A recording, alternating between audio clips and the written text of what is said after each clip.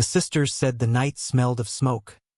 Long before the flames appeared, they heard horses in the distance, slow at first, then thundering like a storm ready to swallow them whole. And as the wooden gates splintered open, Sister Elena clutched a wooden cross, whispering a prayer she knew might be her last. This was one of dozens of convents raided during the Ottoman expansion. But her story, her fear, her courage, never made it into the official histories. Today, I'm going to tell you what happened inside those walls, the stories that were meant to die with the women who lived them. In 1897, hidden inside an archive box in Dubrovnik, historians found a letter written by a nun named Sister Elena of Kotar. It was soaked at the edges, the ink smudged, but still legible enough to send chills. She wrote, "They came before dawn. We heard them break the doors. Their boots shook the stones beneath our knees." Historians had always whispered about Ottoman raids on isolated convents, but this was the first time we heard a woman describe it from the inside. This letter is how this entire story resurfaced. During the 1400s, 1600s, as the Ottoman Empire expanded westward, frontier villages, including convent communities, were caught in the path of raids. To the Ottomans, isolated convents were strategic. They stored food, silver, horses, sometimes even refugees hiding from war. But to the women inside, the threat was different. They lived with the terrifying truth that their walls were built for prayer, not for defense. Sister Elena wrote that the first scream came from the courtyard.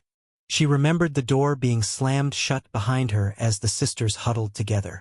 "We held hands, one rosary between us all," she wrote.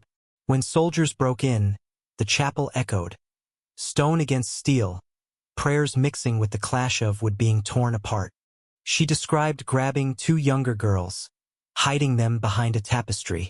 One of the sisters, Sister Magdalena, stood at the altar and shouted at the raiders to take her instead of the children. What happened next? She never finished the sentence. A dark line of ink trails off the page. This is not a story of saints or warriors. These were ordinary women in extraordinary terror, forgotten because history found them inconvenient. When dawn came, Sister Elena and only 7 others were left standing. The convent was half burned, its library scattered like dead leaves. But these women did not disappear quietly.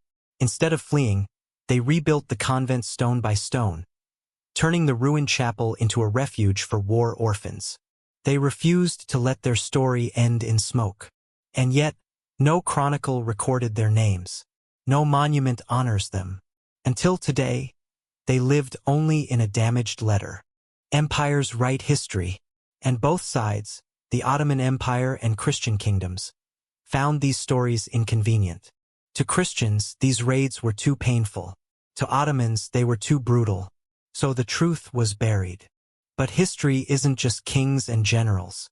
It's the quiet voices we almost lost. And if we don't tell these stories, they disappear forever.